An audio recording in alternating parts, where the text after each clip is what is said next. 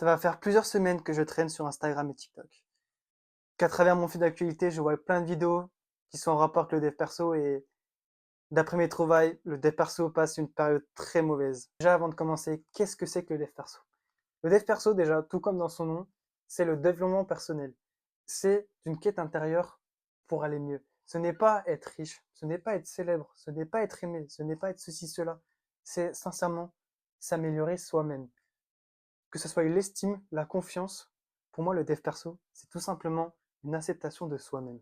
Ça veut dire que tu fais ce travail intérieur qui te permet de trouver cette paix intérieure. Cette paix intérieure sera toujours plus compliquée que faire de l'argent, trouver de l'amour, être influent, toutes les choses que tu aimerais avoir. C'est surtout le fait d'accepter ses faiblesses, d'accepter ses forces et d'avancer.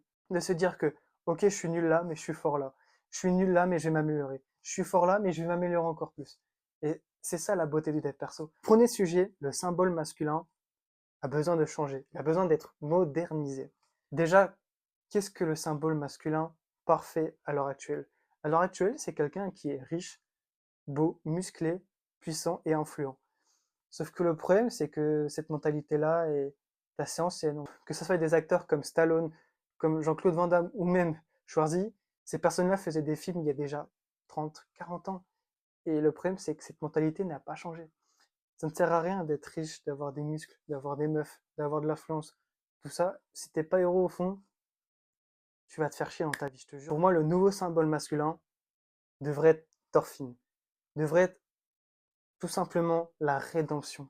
C'est quelque chose qui est extrêmement dur à avancer, car c'est une idée reçue un peu mauvaise, c'est un peu cringe. Le symbole humain devrait changer. Comme je vous l'ai dit plus tôt, Thorfinn ou même Arthur Morgan, ce sont des hommes qui sont beaucoup plus humains que tout ce que je vous ai cité avant. Ce qui rend ces personnages spéciaux, c'est le fait qu'ils ont fait des erreurs. On va comparer ça à Rambo ou même à Rocky. Ce sont des hommes, même si ils ont des cœurs, leur but est de se battre pour de l'argent, pour de l'influence, pour plein d'autres choses.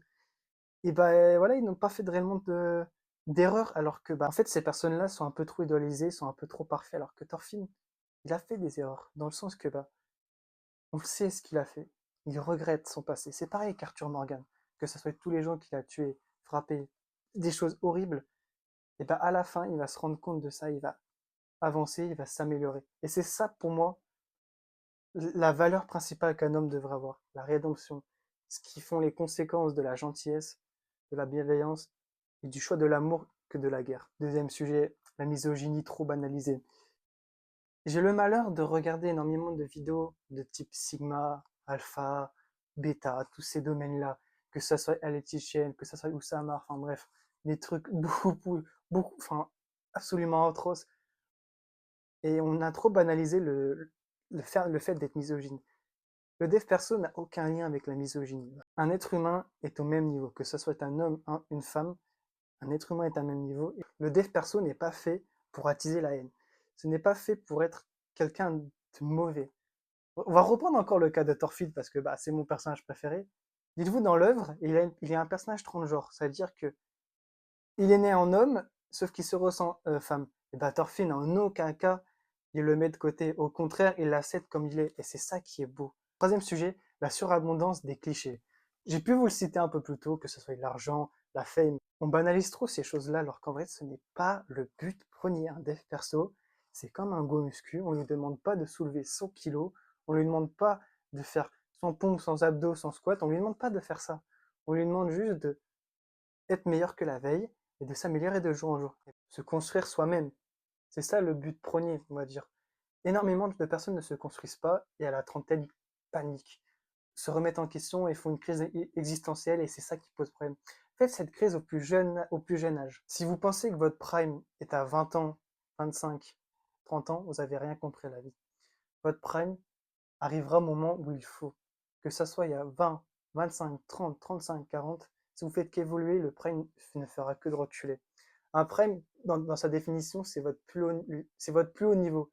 Quatrième sujet, la plupart des influenceurs que vous regardez sont des arnaqueurs, des acteurs. Surtout que la plupart des influenceurs que vous regardez, Alex Chen ou Sahamar, sont tous des putains d'arnaqueurs ou des acteurs. Prenons un cas récent, Oussama. Je trouve que cet homme a été enfermé pour fraude fiscale. C'est-à-dire qu'il a emprunté, volé de l'argent ou arnaqué des gens pour être riche. Et bah, à ce moment-là, tu te dis, bah, ces conseils d'argent, bah, c'était de la merde parce que bah, c'est un voleur, quoi. Le problème avec le monde du dev perso, c'est que nos images les plus majeures, on va dire nos plus grandes célébrités, sont des acteurs, des fraudes ou tout simplement des gens mauvais. Pour moi, le meilleur exemple en France, ça serait Lohan Elvé. Alors, il n'est pas parfait, c'est vrai qu'il parlerait un peu trop d'argent, un peu trop de business, j'en suis d'accord avec vous, mais c'est ça qui se rapproche le plus de la forme parfaite, on va dire. Il sait qu'il a des failles, il sait qu'il n'est pas au top de sa vie, mais il avance. Et il ne fait qu'avancer, qu'avancer, qu'avancer.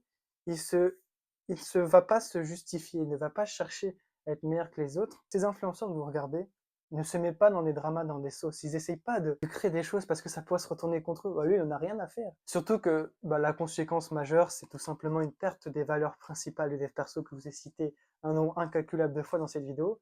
Que ce soit l'estime, la confiance, la paix intérieure, bah, personne n'en parle. Alors que c'est une chose qu'on devrait parler. La société actuellement nous met dans des cases, nous met dans des zones pour vous dire ah toi t'es un tel, ok, toi t'es là, ok. Alors qu'en vrai bah non.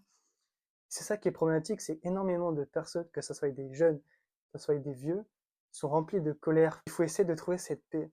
Ça ne sert à rien d'être en paix avec tout le monde si tu n'es pas en paix avec toi-même. Le combat le plus dur, ce n'est pas avec l'homme le plus fort du monde, c'est envers toi-même. Ton combat toi contre toi sera toujours le plus compliqué de l'humanité. Et lorsque vous gagnez ce combat, vous avez tout gagné. Vous gagnez une observation de vous-même, vous comprenez mieux, vous savez qui vous êtes. Et surtout, bah, vous contrôlez votre vie. Moi, je pense à toutes les personnes qui vont en soirée parce qu'un pote les a appelés, qu'ils sortent avec une meuf parce qu'ils n'ont pas osé dire non, qu'ils fument ou qu'ils boivent parce que bah, leur pote leur a proposé ou tout simplement c'était stylé, et ben ils n'avaient pas le contrôle sur leur vie. C'est ça qui est quand même dommage. C'est une perte de temps et d'énergie pour des choses futiles. Dernier sujet, l'ego muscu et les mentalités Ronaldo sont toxiques. Vous voyez sur Instagram, on a énormément de célébrités que j'ai pu vous citer un peu plus tôt. Et ben nous avons une catégorie un peu plus silencieuse, mais qui apparaît bien, car elle est anonyme et à la fois, elle est pas trop anonyme, vous allez comprendre vite. Vous voyez, les mentalités Ronaldo, c'est tout simplement de prendre des images, des clips de Cristiano Ronaldo, que ce soit à Manchester United, au Real Madrid, à Al Nasser, ou des go muscu qui se prennent en vidéo dans l'obscurité en train de faire X ou Y exercice. Alors je ne critique pas, sincèrement. Ce que je critique, c'est les messages qui passent. Ces gens-là passent une période pas forcément bien de leur vie, soit parce qu'ils ont été quittés récemment, soit parce qu'ils ont eu des remarques déplacées ou ils ne sont pas aimés ou appréciés à leur juste valeur. Ces gens-là essaient de renvoyer leur haine. Et pour en revenir un peu au deuxième sujet, la misogynie, bah, les mentalités Ronaldo en ont énormément. Alors que bah, c'est un joueur que j'apprécie de une, et bah, ça me dégoûte un peu de voir des mentalités comme ça où tu te dis, qu'est-ce qu'ils racontent? C'est vraiment maladroit de leur part, c'est juste être méchant et c'est ça qui est problématique. Et c'est quand même quelque chose, beaucoup de gens se reconnaissent dedans, alors que c'est anonyme, la personne ne montre pas son visage, souvent il est de dos, de côté ou dans l'obscurité, ou montre bah, Cristiano Ronaldo. Il y a beaucoup de gens like, commentent et pensent que c'est la bonne chose, alors que non. Et c'est ça qui est un peu problématique, je veux dire. Tout ce qui est le réseau social gâche un peu le dev perso. Le dev perso sur YouTube, vraiment, il est plutôt correct et bien. Alors, tout dépend de ce que vous regardez, bien évidemment. Mais la plupart que vous regardez, parce que bah, ils sont pas sur les shorts, ils n'ont pas du temps à perdre sur les shorts, ou faire des vidéos de 10 minutes pour expliquer un truc, et ben c'est ça qui rend le dev perso spécial sur YouTube. Alors que bah, vous regardez sur Insta, sur TikTok, bah, faut faire 1 minute 30, 2 minutes max, et tu peux pas dire beaucoup de choses. La preuve, cette vidéo fera beaucoup plus que 2 minutes. Avant de finir cette vidéo, j'aimerais pas passer pour le pessimiste et faire croire que le dev perso est mort.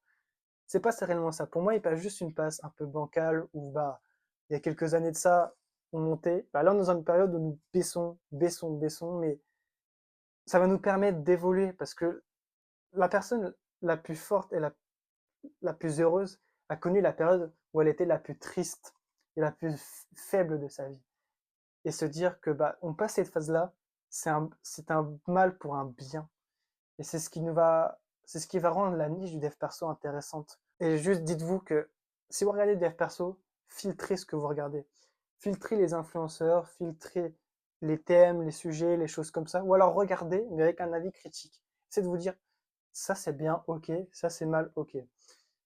Mais n'essaye pas de critiquer ou de tout simplement blâmer ces gens-là. Ces gens-là sont pas méchants. Personne n'est entièrement méchant. Il y aura toujours un bon côté et un mauvais côté. Bref, si t'as kiffé cette vidéo, abonne-toi, like, ça peut m'aider plus que tu le penses. Nous sommes en 2025, l'année du dev perso, l'année où tu vas t'améliorer, être au top de ta vie. Passe une bonne journée, une bonne soirée, une bonne après-midi. Et crois en toi. Même si personne ne croit en toi, je crois en toi et tu peux y arriver, mon gars. Sois fier de ce que tu fais, de où tu avances et de ton parcours.